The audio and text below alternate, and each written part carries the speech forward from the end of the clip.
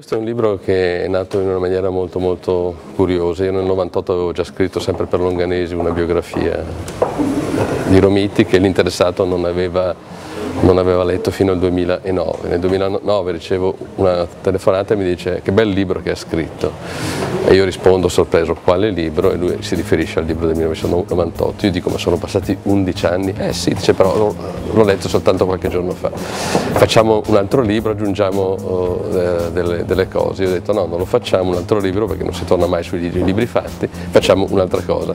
Siccome lui aveva fatto questi anni la Fiat Companza, abbiamo fatto questa storia del capitalismo segreto italiano, storia segreta del capitalismo italiano, che è una specie di questi anni fuori dalla Fiat.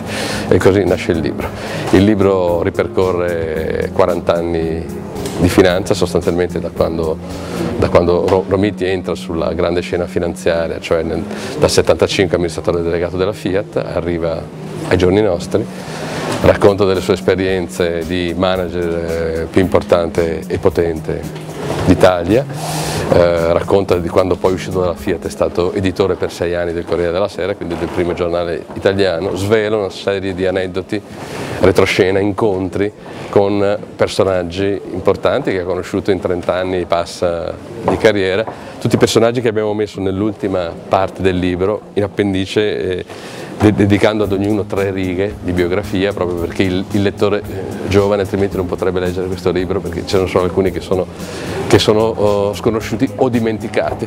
Ed è uscita questa storia del capitalismo italiano, che è una visione ovviamente di parte, perché come tutti i libri è una visione di parte, e credo un'intervista che abbia cercato di sviscerare a fondo una serie di temi, di personaggi, di situazioni, di istituzioni, da quella mitica e mitologica dell'Avvocato Agnelli alla Mediobanca di Cuccia, al ruolo con la politica, dalla prima Repubblica, Craxi, Andreotti, per arrivare a Berlusconi.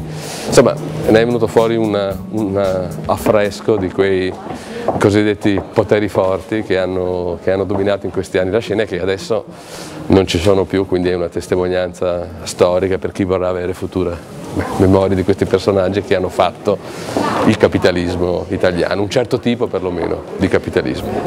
Ci sono aneddoti sull'avvocato, sulla noia proverbiale dell'avvocato, il cinismo di Cuccia, che è stato il suo grande mentore e maestro, che usava tutto e tutti pur di preservare l'autonomia di Mediobanca, i primi incontri di Berlusconi quando appunto rivelava che dalla televisione voleva fare la politica, tutta una serie di personaggi, banchieri, Bazzoli, Geronzi e i banchieri storici come Beneduce, Mattioli, Incomiti, insomma quelli che hanno contribuito a ricostruire il paese. Per ognuno di questi personaggi c'è un ritratto, una pennellata di colore, un giudizio a volte tagliente, a volte benevolo.